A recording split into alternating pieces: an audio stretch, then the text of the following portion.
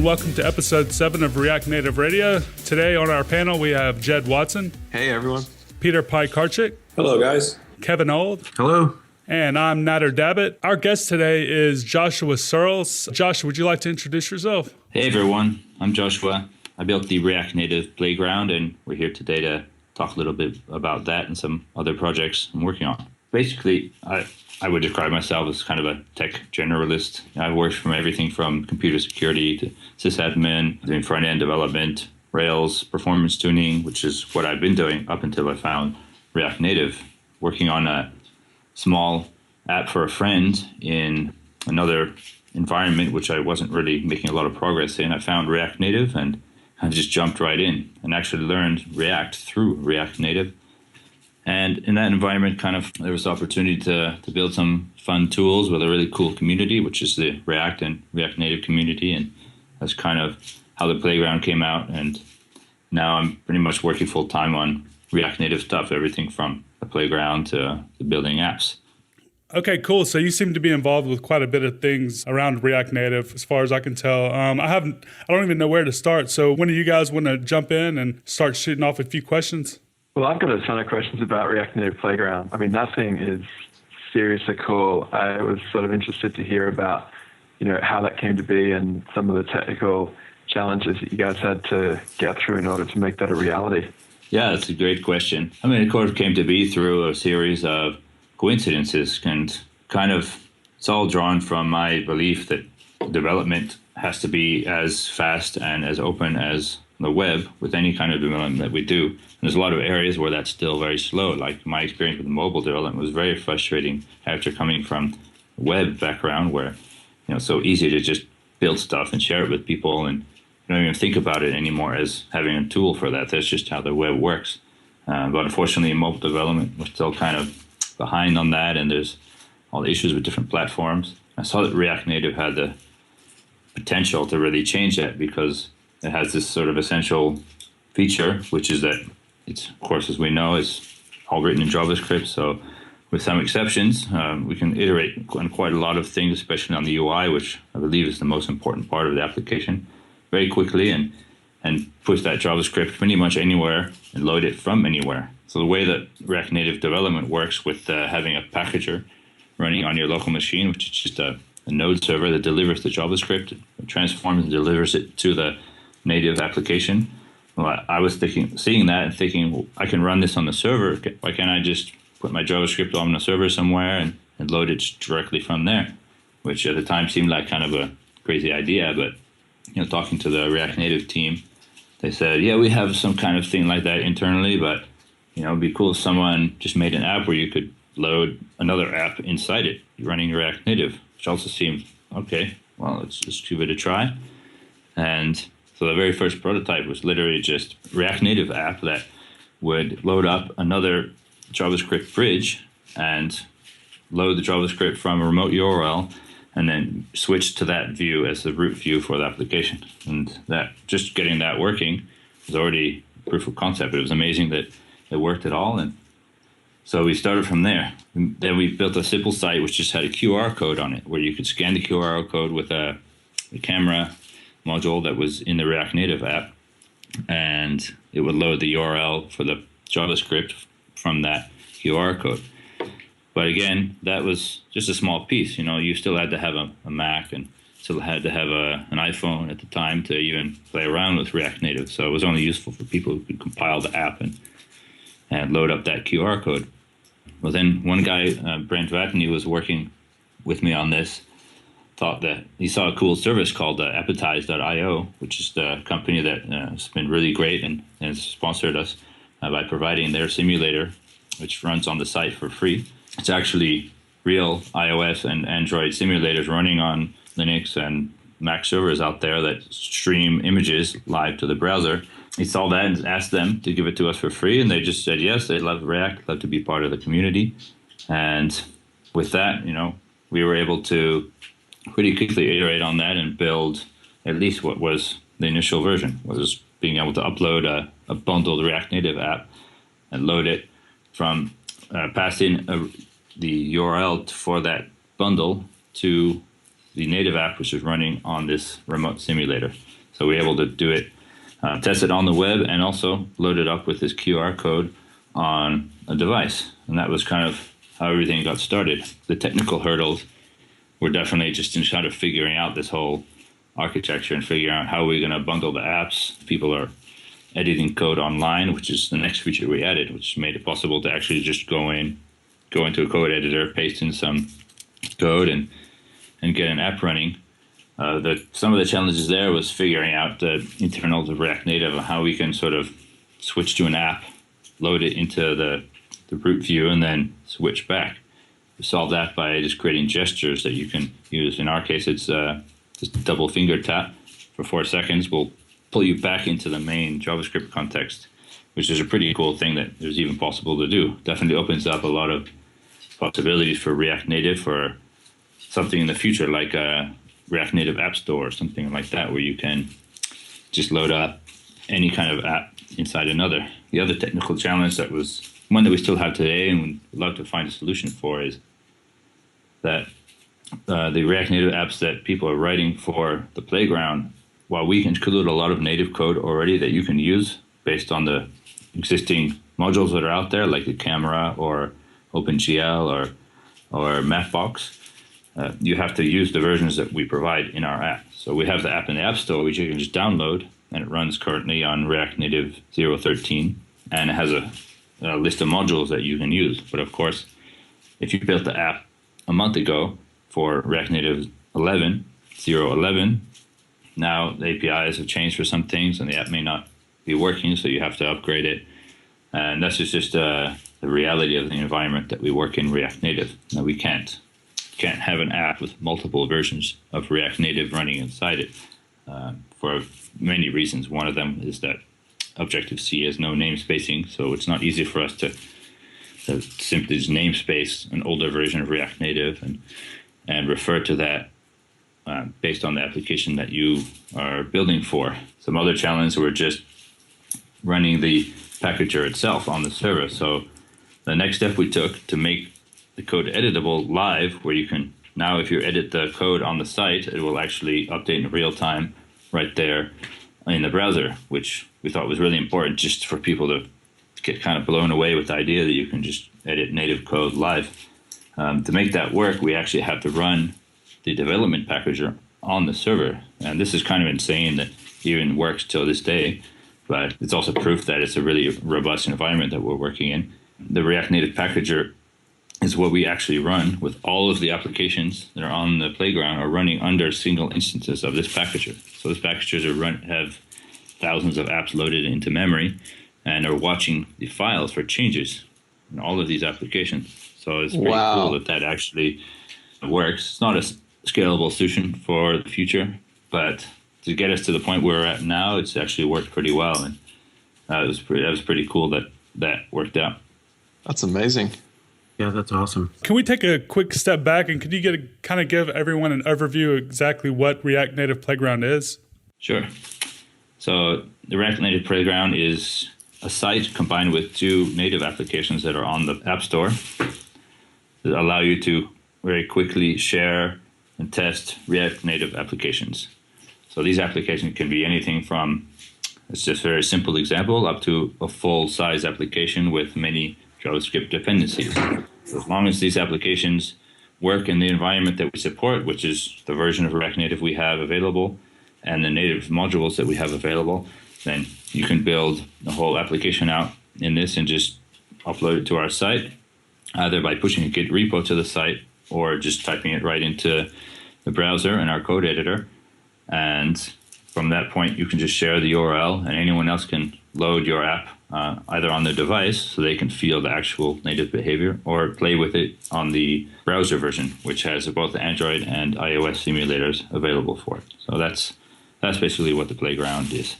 So I know React Native added Android a few weeks ago at the point of this podcast recording. Was it difficult to implement the Android into the existing application, or were you guys already working on that before they released it?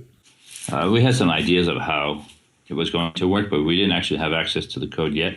It was a challenge for sure. Definitely it was a bigger challenge on the iOS side because there were some implementation details that were not brought over from the original implementation. For example, there was no way to load code from any port, any custom URL. It was not easy to change that at runtime, which is an obvious crucial feature for what we were doing, being able to change the URL, target URL for the JavaScript. But thankfully, just around the time that we were working on this stuff, AppHub and some other guys came out and started working on, the guys from Exponent as well, who are all kind of interested in these same problems, got together on different PRs and managed to push through some of these changes. And one of the guys on our team as well, who really pushed through, Dave Sabisky, he really pushed through and worked directly on the Android side of things, because he's actually working in a company that has quite a lot of experience on both platforms and is really excited about getting Android out there. So yeah, the challenges were greater on the technical side, but it was a lot easier to, for example, to just get it on the store and release it quickly. On the website, it was definitely easier because Appetize has all the simulators already in place, and without that, it would have been a lot harder to actually test it. So yeah, it was a challenge, but I think in a couple of weeks we managed to get it going. So it's definitely a testament to the React Native environment that quite a lot of stuff works the same in both environments. Because the app we have on our phones, the layout is different. It's using the drawer sort of layout instead of tabs. And there are these kinds of differences, but quite a lot of the code actually was shared between the two, and it worked pretty well. So that was pretty exciting that it came through so quickly. So what does the future hold for RN Play? Where do you plan on taking this? That's a great question. It's something we're talking a lot about now, because our team is spread out throughout the world, and none of us are working full time on this. It's all a complete community project.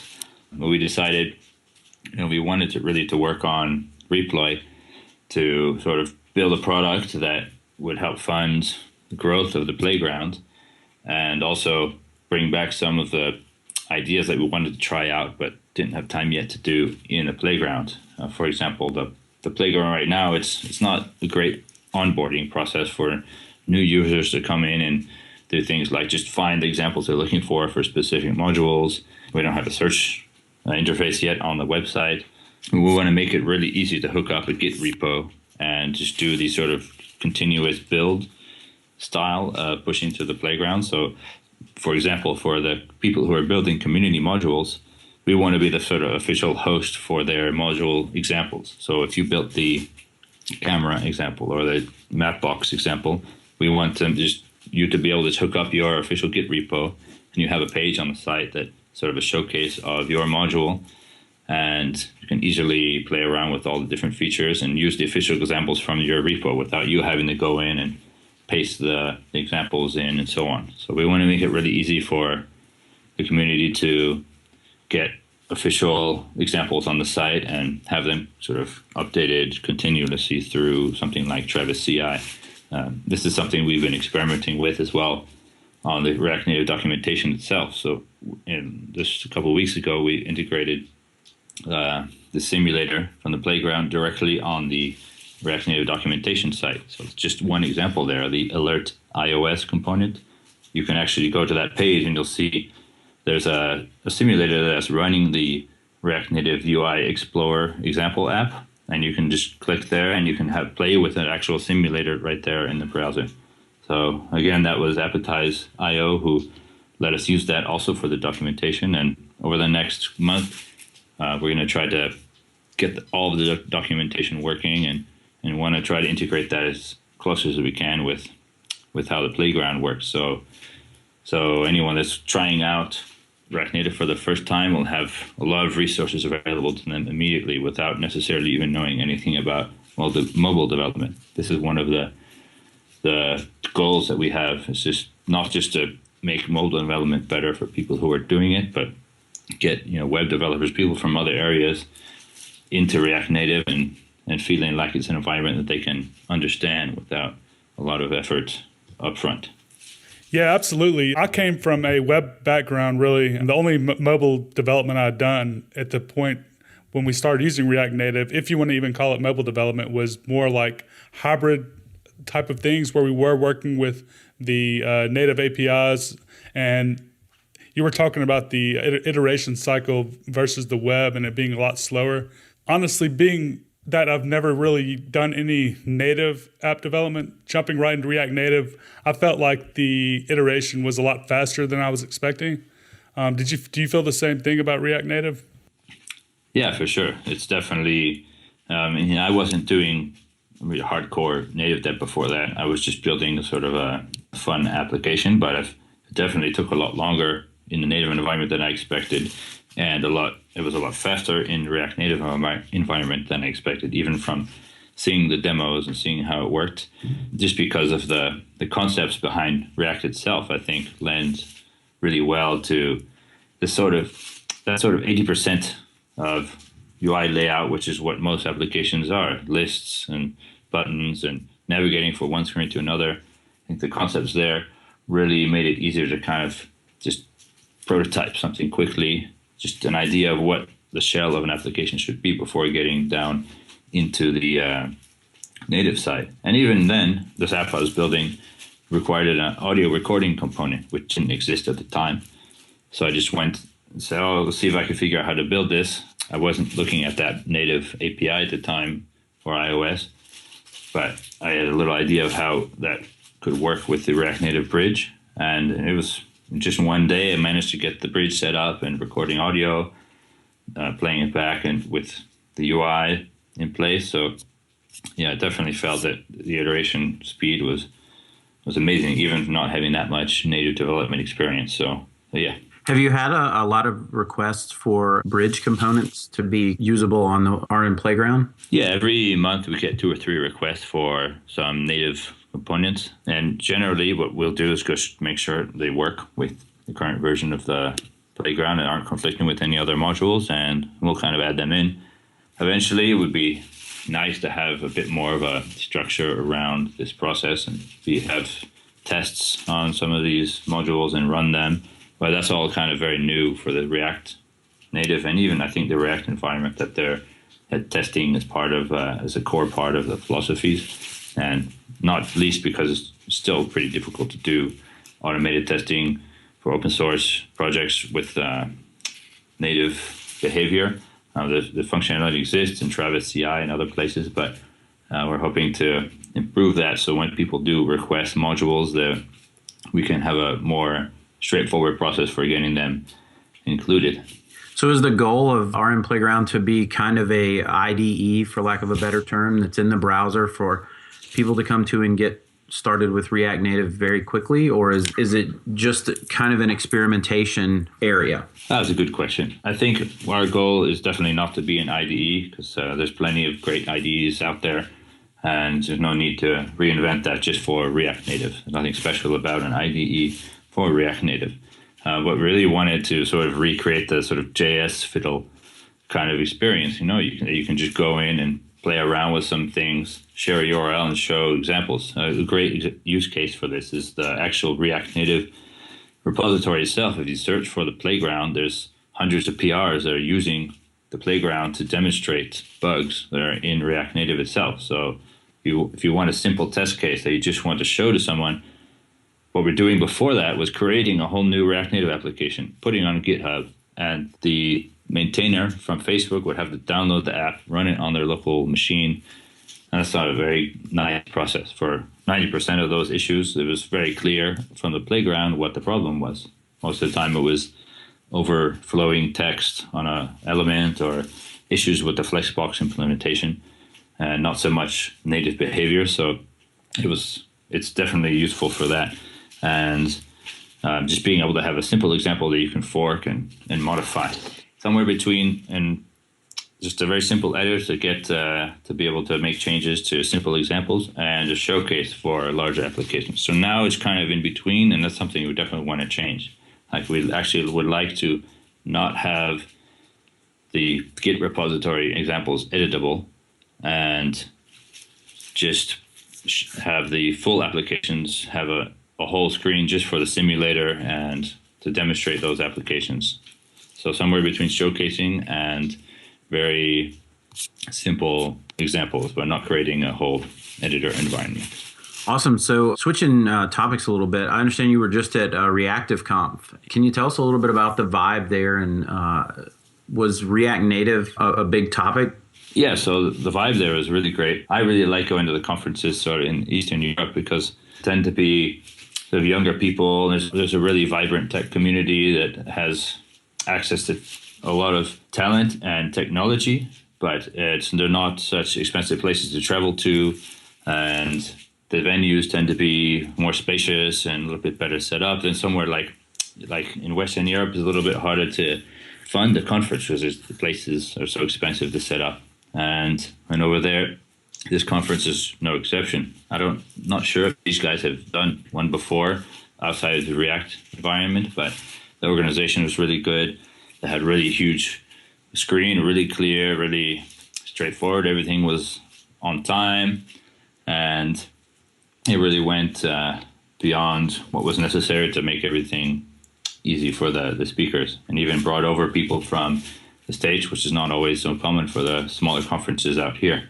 I did a talk on the playground, and then there were two other talks, one from Brent Fatney, who's one of the biggest contributors outside of Facebook to React Native, and probably has the most experience building production apps. He talked about the React Native, what you would need to know as a non-native developer when you're coming into React Native, the kinds of things you're going to have to deal with in asynchronous UI development on mobile. And Martin Konicek from Facebook was talking about the internals of how they actually use React Native cross-platform for their ad manager application inside Facebook. So those both really great insights into React Native. I would say about half the attendees seem to have some experience with React Native, at least playing around with it, but really not a lot of people had tried it out yet, actually building an app. And a lot of comments came out after the conference saying that two things. One, everyone wants to write in Elm, and everyone was going to use React Native now. They felt like they were convinced that it was a platform. I think maybe there was an attitude that it wasn't quite ready for production yet, that it's kind of new, and then seeing that there's actually lots of apps out there and a lot of tools built around it, that it's a platform that people are really going to take more seriously. That's very interesting to hear, actually, that there's that much discussion there. I'm curious about Elm. I personally keep hearing about Elm, but I don't know what the discussion is behind Elm, what makes it good, what pluses and minuses, I guess, Elm has versus other programming languages. Can you guys maybe kind of go into that, or does anyone have any experience with Elm? Well, I can mention what I learned at the conference. I have almost no experience with it, and mainly what I had seen in the Elm talk there, which was really insightful into how it can help out with just catching errors, basically enforcing the kind of programming that people like Facebook and other companies are trying to enforce in JavaScript, extremely stateless functional programming. Seems to be an environment that enforces all of these kind of philosophies in a very clean and elegant way. I don't want to go too much into detail about what I don't have experience with, but I can say that everyone was very excited about it there. And there are a lot of good examples of using it in a production environment. And just after the conference, there's some work has been started by Andreas Staltz, who did Cycle.js, I believe, is the one who's working now on a React Native sort of implementation of Elm. So it sounds like there's definitely a lot of buzz about it, not just for web, but for React Native as well. So I'd like to get into another topic, Reploy, but before we do, can you kind of give us an idea about how people can contribute to RM Playground, being that it is open source?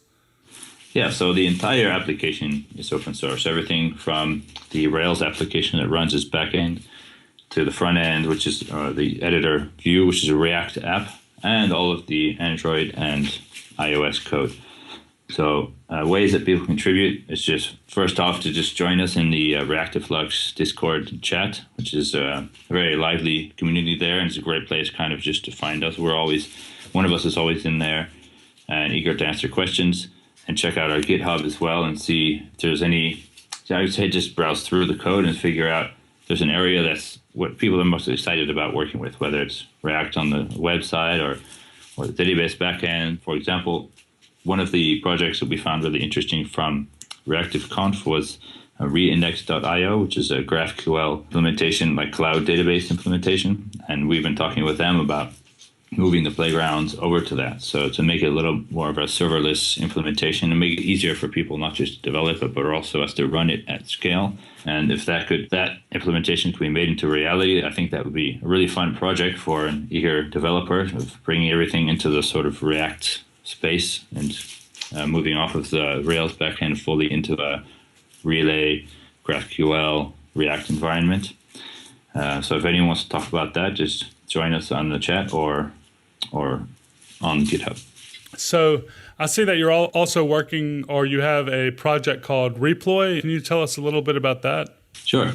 So while building the playground, of course, a lot of us had an idea of how we could maybe build a product around it. And there's a lot of buzz around updating apps real time in production and a lot of other things about what could we build around React Native that would make it a better environment for developers. And a lot of us had the experience while building our first apps that, while the iteration process in development is faster than the environments we used before for mobile dev, there's still that other part of the process which is crucial, which is getting feedback on an app. Just working with the one app that I built, an app for generating noodle soups and learning how to cook them, seemed like a pretty straightforward app to discuss and to build, but with a person who I was working with as an illustrator, is not a technical person, and it was very difficult to get started having her build the app on a computer and give me actual feedback on the screens that she was seeing and specific things of what was happening inside the application in different states. So I had this idea that, if we could figure out a way to close that feedback loop using the technologies that we have already set up in the playground, we'd have a pretty cool product that we would actually love to use in our own app development. Because one of the crucial things we found is both with this project I worked on and another person on the team is that people just don't want to install stuff on their phones. Even if you have your mobile distribution network kind of set up in a nice way, it's hard to get people to really actually download updates and check it out and give you feedback because their phone is kind of disconnected from the rest of the work they do and it's personal. So it doesn't always fit in with as well as a web environment does to give feedback. So our idea was to create a tool that could work like the playground where you can stage React Native applications and have them continuously update on a web environment where you can test on iPads, Android devices, everything, and annotate the screens that you're looking at when you find an issue or want to comment on something that you can see there. So it'd be kind of a next step after these sort of tools that exist for designers to do this. We wanted one for mobile as well. And a crucial thing was to be able to annotate both screenshots on the web and also have the app on your device with a module that will let you shake the device and annotate screens right there. So we can take a screenshot from the native device and upload it to our server and have the developer be able to see all the details about where the screen was, what state the application was in, and so on. So that's really what our focus is, to close the feedback loop between the developers and everyone else who's involved with the application development. There's a bit of effort going on at the moment around the problem of updating apps that are in production. I was wondering if, where your boundary is, how far you see what you're working on extending, towards solving the problem of helping people, deploy a new app to all of their users, for example. That seems sort of similar to what you're doing, but not really. It's not your core use case. Yeah. How do you see that playing out? Yeah, that's a good question. So originally we kind of wanted to cover all of these bases and have a whole development pipeline that does everything from rebuilding apps to pushing code. But, we saw there's a lot of other people working on those kind of tools and doing a great job with App Hub. Microsoft just released their implementation of this. And we feel like what we really want to focus on is the communication side of things more than the production environment. So we feel like there's just as much opportunity in development to add value as there is in production, because I feel that a lot of applications may never make it to production because there's no feedback loop in the first place. So if it's too hard to prototype and get feedback, it's often could be the case that app isn't going to make it even to that stage. So the hope is that we kind of get people up to that stage in a clean way, and if we can integrate with these other services, that would be great. What we would love to see is sort of a central protocol that everyone can agree on how apps should be updated, something that's even built into React Native itself, and then everyone is given the option to choose which implementation works for them. So we see that maybe in our future, figuring out how to integrate with these kind of updating services. But we want to really focus on the development side, which definitely has its own challenges from communication and onboarding users who are not interested that much in testing apps on their phones. So when do you think that the actual project would be, I see there's still a sign up. So when do you think that the actual product is going to launch, or are you guys already inviting people into test? So we're not inviting people yet in to test, but we got a sort of basic implementation working for us, and we're going to get people in as soon as we feel it's ready. I don't want to put a specific date on that, so within a month, I'm hoping that we'll have something solid to give to people to test it out. Okay, cool. We'll be definitely keeping an eye on that, and we'll put a link to that. I have a question. I see that you're obviously working on a lot of stuff with React Native. What do you see the future of React Native, just from your point of view? Just very general question. And also, as far as the React Native versus other option discussion, what is your stance on that? My stance on React Native versus other platforms is I don't really have a strong opinion on that, because I feel like all of these options that are out there are perfectly valid and have created value in the world. So I don't feel like there's a definite winner in any environment. In business environments, perhaps there would be specific reasons why I think it would be better to use React Native in particular, because I think the way that you can create custom native bridges for code that you are building specific for your application is very well thought out and well built. And I think it's an environment that from the experience that I've seen people having with Cordoba style applications, they find that the native coding environment is much more friendly. And I think that the Facebook's focus on the performance of that bridge environment is going to overall make it a very powerful paradigm in the future. And I really think the future for React Native is going to extend beyond all of these kind of arguments about which platform and which framework, because it's a tool set that's really focused on openness. It's a tool set where you see many other frameworks are using React Native's concepts to or code directly from Angular or with Elm. It's not always a choice between one thing or the other. All these things can work together. In fact, somebody's built a tool for using Cordoba plugins inside React Native, and there's a strong sentiment in the React Native community to not exclude other technologies and look at them as being poor implementations of what React Native does. That said, I think there's a general sentiment in mobile development today is that the browser-based HTML5 view-based applications do have real performance limitations, which are harder to address than in an environment like the one that React Native or NativeScript has implemented. So I definitely think there's going to be more environments like React Native than like the ones that we've seen before this for hybrid development. Cool. I got a question for you.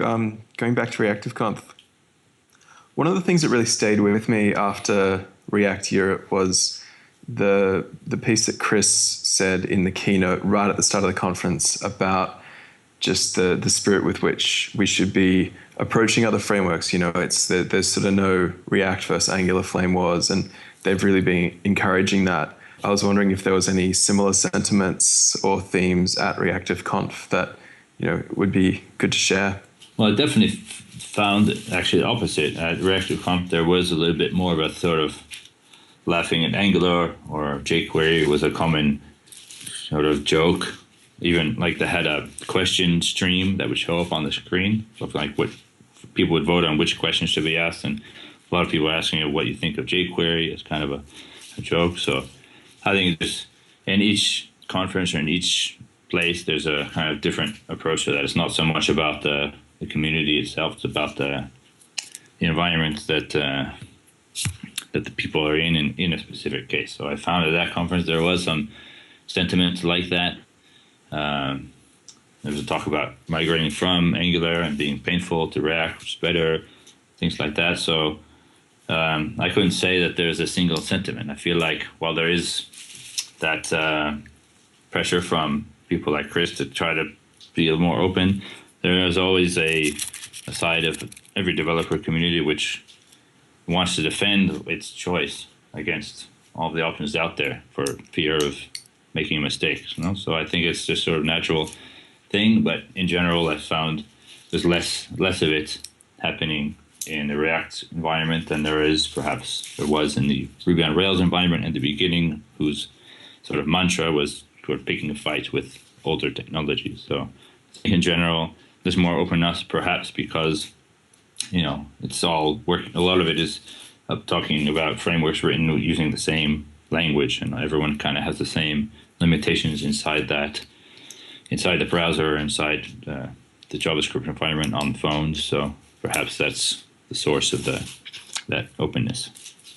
Yeah, that's an interesting point. I think it's certainly there's a level of that sentiment in the JavaScript community generally, and maybe it's just because we've been at war with with the browsers and with the sort of how difficult that ecosystem's been for so long that these days it's getting much nicer to work in, and maybe we're all just a little bit happy about that. Yeah, I think it's definitely, for me, it's been a good time to get deep into the JavaScript environment, because I find all of these technologies to really have much more power than I expected from jumping in to sort of as an experiment. For learning, for example, React Web after learning React Native, I found it really was true that working on 3 different platforms, Android, iOS, and web, was able to understand the concepts very easily, using things like Redux. Our data flow model was working really well across all these environments, using sharing code. And, it's something I thought was, once you get down into the details, would probably break down at some point. But I found that it really has worked out how, the sell was really true. So I'm pretty happy about that and excited about the future of those tools. Cool. It's really good to hear. Do you personally have any other plans to build any tools, or are you guys working on anything that might be coming out in the next few weeks or months that it's worth mentioning? We're not working right now on any particular tools, since we're pretty focused on this these 2 platforms. There's one area that I think was worth bringing up that is important to us, and something I think the community should be focused on in a short term for React Native, which is the problem. One of the problems right now is because React Native was built for a sort of monolithic environment like Facebook, its support for third-party modules, while that technically is very good at the implementation level of the JavaScript bridge, the sort of tooling around it is still pretty weak. It's very messy for a web developer to come in and figure out how to link a native module in Xcode. While the instructions are there, it's very finicky, and it's something that's definitely solvable through code. It just hasn't been a priority yet for anyone. But I feel like for tools to be built, for more impressive tools to be built, we need that kind of low-level infrastructure. A great project that could be picked up would be to figure out a way to use Facebook's build tool, which is called Buck, a tool that's open source, and is how they actually build the React Native applications. Their production applications are built using this tool for Android and for iOS. So using that tool directly from React Native to be able to just download a NPM module and have it automatically link all of the native code would be a great way to help developers, again, get started quickly. With Playground, it's fine that they can play around there, but once they start building their app on their local machine, they have to learn all this other stuff and for installing modules. And sort of my vision for the future is to have no interaction at all with Android Studio or Xcode, as long as it's not needed for other parts of their application, and just have developers quickly use modules and get stuff out there. So that's a project we do want to work on, but I think if anyone is considered interested in that kind of thing, should jump on it for sure. Absolutely. That's a very ambitious idea. It's a very interesting philosophy as far as eliminating the Xcode and Android Studio part of it. I think a lot of people would love to develop in that environment. Yeah. Before we wrap this up, is there anything that anyone else wants to bring up or any topics you guys want to go over? Yeah, I've got a thing. I was curious to hear your experience on this, Joshua.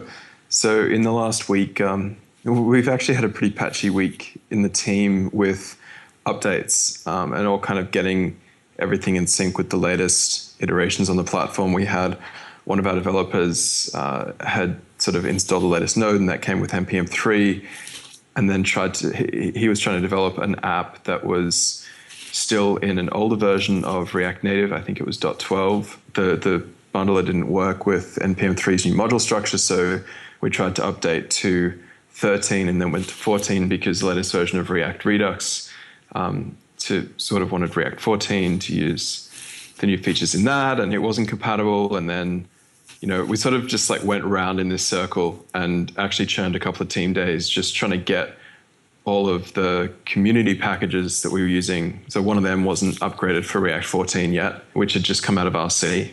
And then we tried to downgrade to React 13, and then the build process wouldn't work, and so we downgraded to NPM. It was just a real mess. And it seems like once every few weeks or every couple of months, we sort of fall into this trap of, oh no, everything just isn't working right now. Right. You'd probably have more experience than most of us with managing, this sort of complex interdependencies of community modules and packages and native binding versions and React Native versions. Curious to hear about your experience with this. Yeah, well, our experience is pretty much the same as yours. Every few weeks, just everything stops working. And I think that's just kind of the reality of the early adopter world. It's very exciting and working with all this new technology, but it comes with its risks and drawbacks. That said, I know this is a real concern within Facebook, and these guys really do want to put more effort into improving that environment. I think it's a combination of many things. NPM itself is going through all these changes, and it has the issues with having pure dependencies or not. These are kind of problems that could happen with any project, not just with React Native. But that said, I know that there's a strong sentiment that the API needs to stabilize, and that I think if you look at it from the perspective of long term, from the beginning of when React Native came out, which wasn't that long ago, one of the big problems that made it hard to use React Native on both platforms was the difference in how assets were handled, how you have to put images inside of Xcode's asset files and so on. And that's something that was changed finally in the recent release. So, big problems like that, which are making things more useful across platform, I think in the long term, focusing on those things is the right way of approaching the work for infrastructure, even though there are a lot of other challenges, like with installation. There's only so much effort that can go into it and only so many people contributing. So even though I'd feel those same kind of pains, I would rather the core team be focusing on the real hard problems, like performance improvements and making the core stable and work across the platform, and that the rest of the community, we put the effort in on the tooling. Totally agreed. You must have seen, I guess, so many different updates to React and the modules and helped shepherd them through. Do you have any tips or tricks for listeners who might be wondering about the safest way to go about updating to a new version of React Native? Do you usually jump in on the first day, or do you give it a week, or what's your process for this? Yeah, for production or even pre-production but built apps, I definitely recommend waiting for the second release cycle. So not using the RC, using the production release that comes out 2 weeks later. But that said, in the beginning, there's sometimes, for us, my personal experience, every release had something that I really needed for the development of my application. Like this asset thing is something that I needed to make it a lot easier to do the Android version of my app. I had to release it before the asset system came out, so my decision was just to release the iOS app first. So I think this is really a case-by-case thing, but definitely do not recommend upgrading. And I think this goes for any software. If you're not seeing a feature that you need for the short-term development, don't make the upgrade. But only if you're sort of in that phase of development where you're interacting with customers and there's people who could see, if they see something stalling, it's going to be a business problem. I think if you're in early stage of development, it's definitely worth the time to push through and get on the latest releases, because after only a couple of weeks, the older releases are already going to be obsolete. So it's worth getting up into those and figuring out how they work, even if it means contributing to community modules and so on, because I feel like all that work contributing to modules and the React Native itself is kind of part of our duty as open source developers, that we can't have any expectation that this very early stage platform is going to work exactly for just our needs out of the box. So we do need to integrate that into our workflow as open source developers. That's a great attitude. Thank you. Okay, cool. Anything else? Okay, well, I think we're going to go ahead and jump into the picks. Jed, would you like to go first? Yeah, so I called dibs in the Skype chat earlier on NPM CDN as my pick, and I think everyone else said, oh no, that was going to be mine. So my pick is NPM CDN, which is a new project by Michael Jackson, and it's really cool. It solves some massive pain points for anyone using packages from NPM. Basically, if you didn't know, NPM ships tar archives and then downloads them and sort of processes all of your dependencies locally. What NPM CDN does is it gets any requested version of any package from NPM and decompresses it into wherever it's hosted. I completely botched the technical explanation of this, but basically it gives you access to all of the published files that are in your NPM package through a CDN. So you can then link into a dist build or a minified dist build, or even individual files that are bundled with the package, which is really nice, particularly if you've got repos where the source code of packages is being held, and that might be ES6 that's being transpiled with Babel, or you might need a UMD version of a library. And that's usually not available in GitHub, or ideally for package authors, it wouldn't be available in GitHub. And NPM CDN basically makes it available to you. You can just drop it into a script tag in a browser and start using it. Awesome. Where can we look at NPM CDN? I will double check, but I think it's npmcdn.com. Cool. Awesome. I had not heard of that. So yeah, that's right. npmcdn.com. And on the homepage, there are a bunch of examples. You can just pull down React DOM, history, React router, and expect. And I mean, it's actually the easiest way to get up and running with React in just an HTML file in your browser and start playing with it. So highly recommend checking that out. Awesome. Kevin? Yeah, I just have one pick today. I have been looking at Auth0 for not only web application authentication and authorization, but for React Native as well. And if you don't know about Auth0, it's a broker, so it can handle Active Directory, LDAP, and all of the social logins as well. And this past week, they had an update to their lock React Native wrapper. I'll put a link to that in the show notes, but it is it appears to be probably the easiest way that you can have two-factor auth, Touch ID, and like a completely branded authentication solution that's cloud hosted and something you can get up to speed with very quickly for React Native that I've seen. So it seems pretty complete, and yeah, that's my pick. I think it's going to be something that'll help people get up to speed and add authentication to whatever they're building really quickly. I love Auth0. I actually just implemented an authentication strategy on an Angular application over the weekend with Auth0.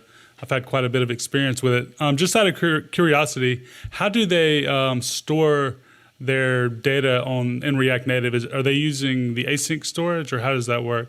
Yeah, I've not been able to dive into the details. I'm not sure exactly, but their repo is open source. So I'll put a link to that in the show notes, and anyone that wants to can dive into it, and maybe I'll dig into it and report back on the next episode. Awesome. Yeah, that'd be great. Josh, do you have any picks? Yeah, sure. I also just wanted to mention, I thought also yours was pretty cool. I was trying to get the React Native side implemented, and it requires quite a lot of native code, so I wasn't able to get it compiled, but it looks like it does support something that's very interesting that maybe people don't know about that just came out from them, which is their passwordless authentication. So you can do like Slack, where it emails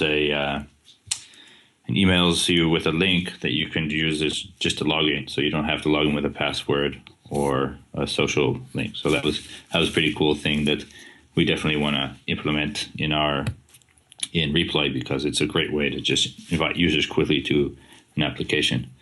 So one pick, which I mentioned before, and I don't know if it's already been picked on your program or not, but these guys from reindex.io, has that been covered before? I don't believe so. So Reindex is a very ambitious new service. It's in private beta right now, but you can go sign up to get access. And we're looking to use it possibly for the playground to sort of implement it's similar to Firebase or Parse, these sort of cloud database systems. But in the case where Parse and Firebase require you to sort of buy into their data structure and are sort of locked into their philosophy of how to do data updates, this service purports to support fully GraphQL and Relay, and give you quite a lot of cool tools to make that work. They do support authentication providers like GitHub and Google, just like with Auth0, and makes it just as easy to implement that both in React Native and in React on the web through Relay itself, and give you a browser for doing GraphQL queries. And in general, this seems like a pretty cool project if you're interested in getting into React, into GraphQL and Relay in general. I think it's also a great place just to go and try that out, and I'm hoping that it's going to be a service that will grow and become as popular as the others that are out there, because it's part of this this environment that we work in using these standardized technologies. And I think it'd be a great way to get people to rally around those tools, which are notoriously kind of hard to set up for yourself in your own environment, where there aren't that many backends built around it just yet.